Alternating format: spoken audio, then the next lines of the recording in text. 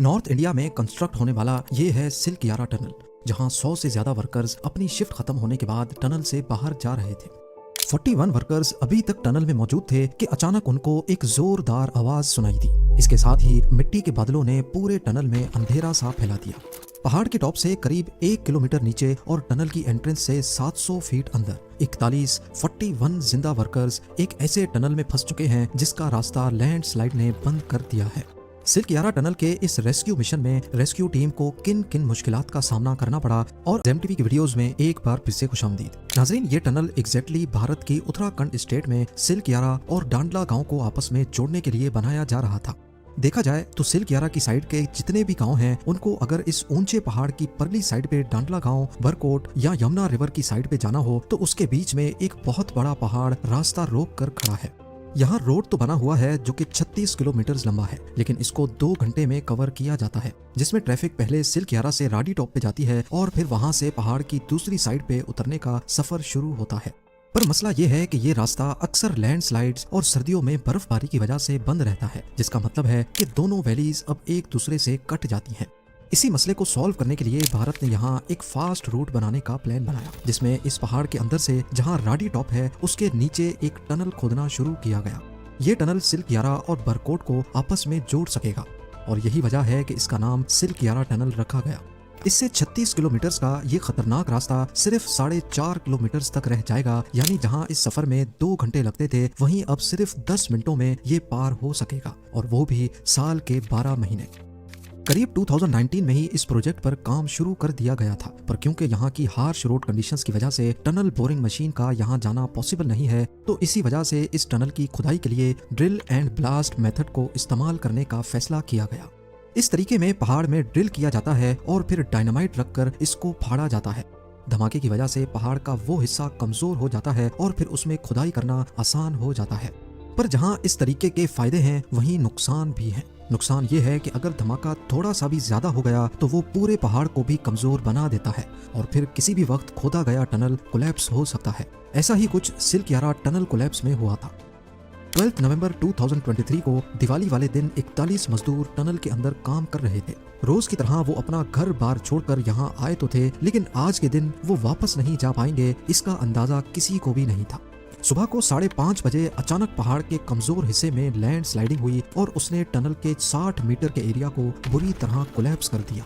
ये collapse silk यारा की साइड से 210 मीटर्स के बाद हुआ था, यानी जो वर्कर्स 210 मीटर्स के अंदर थे उनके बाहर आने का रास्ता अब पूरी तरह से ब्लॉक हो चुका था।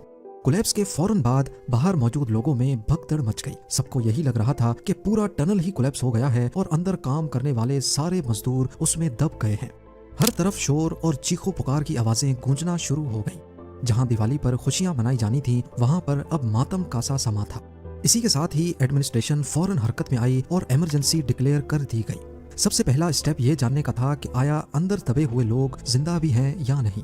उसके लिए ये जानना जरूरी था कि लैंडस्लाइडिंग ने पूरे टनल को कोलैप्स किया है या सिर्फ थोड़े हिस्से को। बिना टाइम जाया किए एडमिनिस्ट्रेशन की जानिब से मशीनरी मंगाई गई और लैंडस्लाइडिंग में ही ड्रिलिंग शुरू की गई। अभी ड्रिलिंग पाइप 60 मीटर ही अंदर गया था कि अचानक ड्रिल मशीन पर जोर लगना खत्म हो गया।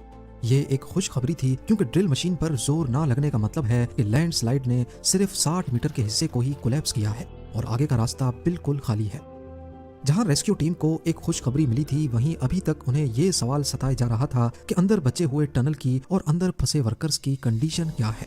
ऐसा भी हो सकता है कि टनल में 2-3 जगहों से कोलैप्स हुआ हो और रेस्क्यू वर्कर्स ने सिर्फ शुरू के 60 मीटर के कोलैप्स का पता लगाया हो। अगले दिन यानी 13 नवंबर को एक मोटे पाइप को ड्रिल करने का फैसला किया गया ताकि टनल के अंदर फ्रेश ऑक्सीजन पहुंचाया जा सके। था तो ये पाइप सिर्फ 6 इंच मोटा, लेकिन इस पाइप को भी ड्रिल करना खतरे से खाली नहीं था, क्योंकि ऐसा भी हो सकता है कि ड्रिल की वाइब्रेशन की वजह से दूसरी लैंडस्लाइड हो जाए। खुशकिस्मती से 60 मीटर पाइप बिना नुकसान के अंदर पहुंच गया। दूसरे ही लम्हे अंदर फंसे हुए वर्कर्स ने आवाज लगाकर अपनी खैरियत की इतला बाहर पहुंचाई। ये खबर रेस्क्यू वर्कर्स और साइट पर मौजूद वर्कर्स की फैमिलीज के लिए किसी खुशखबरी से कम नहीं थी।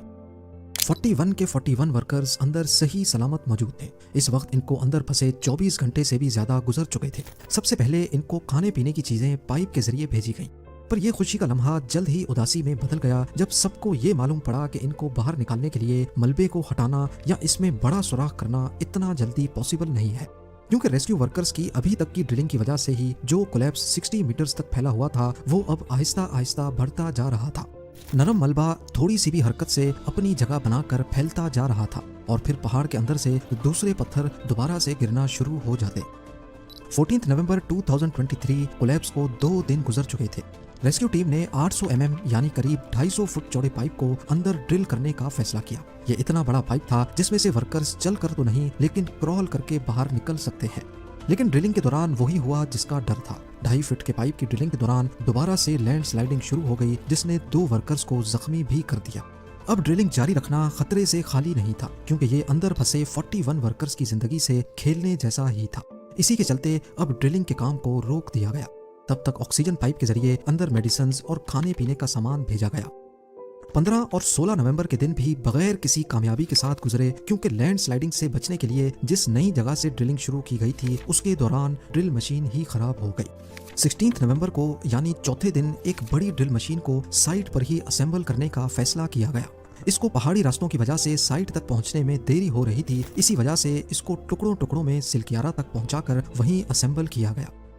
17 नवंबर तक मलबे में 6 मीटर लंबे 4 पाइप ड्रिल कर दिए गए थे, यानी अभी तक 24 मीटर पाइप ही अंदर गया था कि 5वां पाइप डालते ही मलबे से एक जोरदार आवाज सुनाई दी और उसके बाद खामोशी सी छा गई।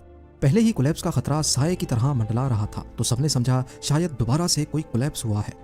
इस मोमेंट पे हर कदम बहुत एहतियात से रखना पड़ रहा था। एक छोटी सी भी गलती अंदर मौजूद 41 वर्कर्स की जान भी ले सकती थी, लिहाजा एक बार फिर से ऑपरेशन को रोकना पड़ गया। रेस्क्यू टीम अब ड्रिलिंग की हर मुमकिन कोशिश कर चुकी थी, लेकिन हर बार ड्रिलिंग के दौरान नरम मलबा दोबारा से कोलैप्स होकर टनल को मजीद बंद कर रहा था। 21 नवंबर 2023 अंदर फंसे वर्कर्स को अब 9 दिन गुजर चुके थे। उनकी हालत बद से बदतर होती जा रही थी। उनकी फैमिलीज पिछले 9 दिनों से साइट पर ही मौजूद अपने प्यारों को जिंदा देखने के लिए तरस रही थी। अथॉरिटीज ने पहले से भेजे गए छोटे पाइप के जरिए एक एंडोस्कोपी कैमरा को अंदर भेजा। 9 दिनों में पहली बार 41 वर्कर्स को देखा जा सकता था। उनको अब ड्राई फ्रूट्स और खुश्क खानों के अलावा बोतलों में भरकर गरम गरम खाना भी पाइप के जरिए भेजा गया। बेशक वर्कर्स को अंदर खाना पीना मिल रहा था, लेकिन एक ख्याल उनको हर वक्त सता रहा था कि क्या वो यहाँ से कभी जिंदा निकल भी पाएंगे या नहीं। 22 नवंबर को एक बार फिर से ड्रिलिंग स्टार्ट की गई, लेकिन 44 मीटर्स के बाद एक ऐसी मुसीबत सामने आ गई जिसका अंदाजा किसी को भी नहीं था। जो सरिया टनल की कंस्ट्रक्शन में लगाया गया था वो ड्रिलिंग पाइप के आड़े आ गया। इन सरियों को 44 मीटर्स की गहराई में काटने के लिए स्पेशल कटर्स की जरूरत थी जो उस वक्त वहां मौजूद नहीं थे, लिहाजा एक बार फिर से ड्रिलिंग का काम रोकना पड़ गया। अभी तक जितनी भी ड्रिलिंग की गई थी वो टनल की ओपनिंग से हॉरिजॉन्टली की जा रही थी। इस मौके पर किसी को ख्याल आया कि अगर पहाड़ के ऊपर से वर्टिकल ड्रिलिंग की जाए और पाइप को सीधा उस जगह में ड्रिल किया जाए जहां लैंडस्लाइड नहीं हुई तो पॉसिबल है कि दोबारा कोई रुकावट बीच में ना आए। पर जहां हॉरिजॉन्टल ड्रिलिंग में मलबे के बीच सिर्फ 60 मीटर्स की खुदाई करनी थी, वहीं पहाड़ की टॉप से यानी राडी टॉप या उसके आसपास की साइड से ये खुदाई कई 100 मीटर्स गहरी होगी, तब जाकर टनल तक पहुंचा जा सकेगा। अभी ये फैसला हुआ ही था कि 27 नवंबर को इंटरनेशनल एक्सपर्ट्स की एक टीम पहुंच गई जिनके पास इस किस्म के रेस्क्यू का अच्छा खासा एक्सपीरियंस था। उन्होंने आते साथ ही वर्टिकल ड्रिलिंग से मना कर दिया क्योंकि वर्टिकल ड्रिलिंग में 1 महीना भी लग सकता है, जबकि पहले ही वर्कर्स को अंदर फंसे 15 दिन गुजर चुके थे। अब मसला ये था कि अगर सरियों को काटने के लिए ड्रिल कटर का इस्तेमाल किया जाता है तो मलबे में वाइब्रेशन की वजह से लैंडस्लाइड का खतरा पैदा हो जाता है। इस मसले का कोई दूसरा सॉल्यूशन निकालना बहुत जरूरी था, लिहाजा इंटरनेशनल एक्सपर्ट्स ने सॉल्यूशन पेश किया कि सरियों को ड्रिल की मदद से नहीं बल्कि गैस वेल्डिंग की मदद से काटा जाए। अब पुराने तरीके से ही यानी हॉरिजॉन्टल ड्रिलिंग का प्लान ही दोबारा से शुरू किया गया, लेकिन अब की बार रास्ते में आने वाले सरियों को कटर की नहीं बल्कि गैस वेल्डिंग की मदद से गलाकर काटा जाने लगा। 44 मीटर्स का पाइप पहले ही ड्रिल किया जा चुका था, बाकी का पाइप अंदर ड्रिल करने में मुश्किल से 2 और दिन लगे। फाइनली 29 नवंबर को 17th डे पर अंदर फंसे वर्कर्स को मलबे में से ड्रिल की आवाज सुनाई दी।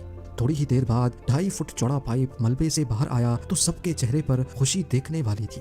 अब एक एक करके 2.5 फुट पाइप से वर्कर्स को बाहर निकाला जाने लगा।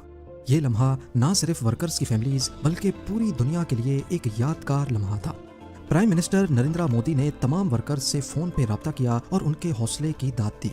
बेशक ही इन 41 वर्कर्स के पास टनल के अंदर करीब 2 किलोमीटर लंबी जगह थी, इलेक्ट्रिसिटी कनेक्शन और खाना पीना मौजूद था, लेकिन 17 दिनों तक घर से दूर एक एक घड़ी को गिनते हुए कि किसी भी लम्हे दोबारा से लैंडस्लाइड ना हो जाए, ये वाकई एक बहुत हिम्मत वाला काम है। उम्मीद है जेम टीवी की ये वीडियो भी आप लोग भरपूर लाइक और शेयर करेंगे। आप लोगों के प्यार भरे कमेंट्स का बेहद शुक्रिया। मिलते हैं अगली शानदार वीडियो में।